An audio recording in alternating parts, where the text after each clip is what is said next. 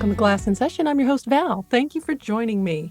We're finally swimming to shore in the last of this season's series, exploring wine regions near lakes.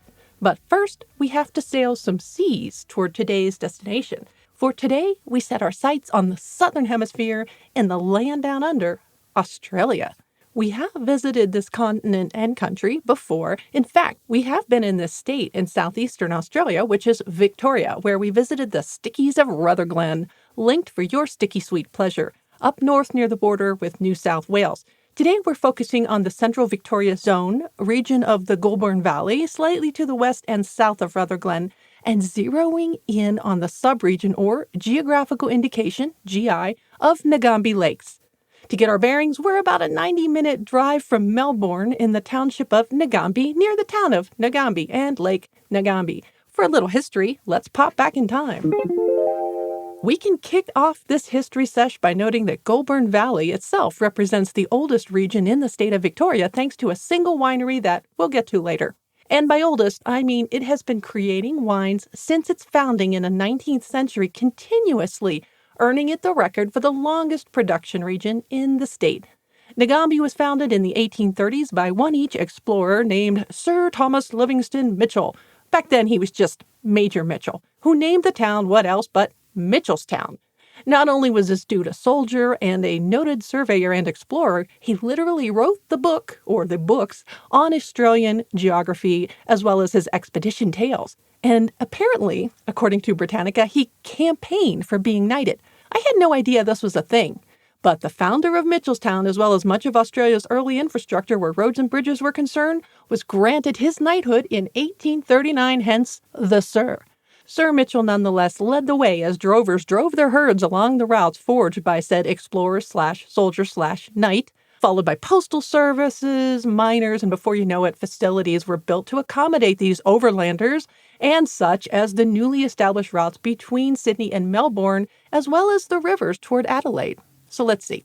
We've covered roads, bridges, postals, and other goodies, but where are the grapes? Well, they came along in 1860, thanks to the chutzpah of John Bear and R.H. Horn, who led a fundraising committee to obtain the Tabilk vineyard for a whopping 25,000 pounds sterling. 80 acres of this land was planted with 700,000 vines over the following 2 years. Some of these Shiraz or Syrah vines are still there today, and they are still making wine from them, with the legendary and historical Tabilk winery still in operation today as well. It also, amazingly enough, has managed to escape the phylloxera plague which followed. In the early 1870s, Nagambie became the private town's name, although there is still a winery in the area that would be founded nearly 100 years later called Mitchelton. The word Nagambie comes from the Aboriginal word for lagoon. Why lagoon? Well, water. As in the Goulburn River, which was the site of Australia's first major dam in 1891, or more accurately, the Goulburn Weir. The weir is what is known as a diversion structure, changing the flow of the river, elevating it in some places to provide irrigation for surrounding farmlands. Now, if you think there isn't a website dedicated to monitoring the water levels at the Goulburn Weir, think again. And linked in the show notes if you're into architectural feats of historic significance, especially as they relate to surrounding farmland, hence vineyards. Why do we care about this damn weir thingy? Because the completion of the weir gave way to the creation of Nagambie Lake. Yes, not an iceberg or a glacier clawing its way through the Earth's crust, but a weir. And a 170-hectare or 420-acre lake, about 0.66 square miles.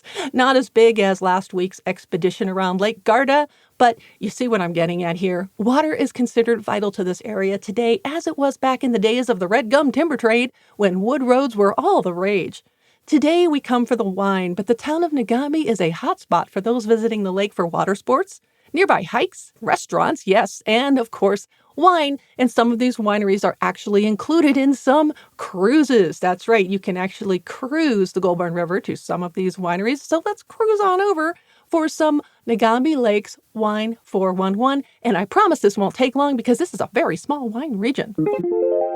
Like I said, Nagambie Lakes is located in the Goulburn Valley, which is generally hot. However, due to the prominent lakes, hence the name with the word lakes in it, and other water features known as billabongs, the temperature is moderated by these water features, therefore cooler than the rest of the valley. Being relatively dry and a little on the warm side, late ripening grapes really grow well here, such as Rhone varieties like Syrah, or what they call Shiraz down there, Grenache, Mourvedre, and the Bordeaux varieties like Cabernet Sauvignon, Cabernet Franc, Merlot, and even Petit Verdot. Most of the grapes grown here are red, but not by much, about 55%, so one could say half and half, but a little more than half in the case of the reds. Given the moderation from nearby waterways, lakes, rivers, and billabongs, they ripen nicely to produce full-bodied, structured wines with ripe tannins loaded with ripe black cherries and plums. For the white grapes, we're looking again at Rhone's Marsanne, which has really put Tabioc and this region on the map for me, along with Sauvignon Blanc, Riesling, Chardonnay. There's also some Pinot Grigio and other grapes grown here. As for the wine styles from this region, you can pretty much find everything. Red, white, rosé, blends, single varietal from Rhone grapes, German grapes. There's some Spanish influence here, Italian, and even sparkling wines made here, including sparkling Marsanne. And speaking of, can we just geek out about the Marsanne for just a sec? We did a presentation with the Society Wine Educators a few years back where Tabioc Marsanne was my bit, if you will, in the presentation. I learned so much from putting this presentation together and found myself actually drooling and jonesing for a bottle by the end of it. So before cork dorking it up, let me once again reiterate that this is not sponsored content, and I thought you'd appreciate learning a little bit more about this Rhone original that's found its second home in Australia. Marsanne, the grape itself, is believed to be, like I said, of Rhone origins, most likely from the village of Marsanne near Montélimar. If you've heard of it before, you know it is a white wine in the northern Rhone appellations of Hermitage, but it is often blended with its good buddy and relative, possible parent-offspring relationship, no judgment here, Roussanne and Viognier. It appears in the southern Rhone as well, with the warmer climate appellations, but guess where it does not appear? Châteauneuf-du-Pape, where other white grapes are authorized, but it does appear in the Côte de Rhone Blanc. While the first mention of the grape was in 1781, it took the Australians less than a century to plant Marsanne in the 1860s and make it their own. Not really a late ripener, nor is Marsanne exactly an early ripener, but somewhere in the middle with small berries gathering on large hunkin' bunches. Marsanne is certainly capable of producing full-bodied, age-worthy wines with low to moderate acidity.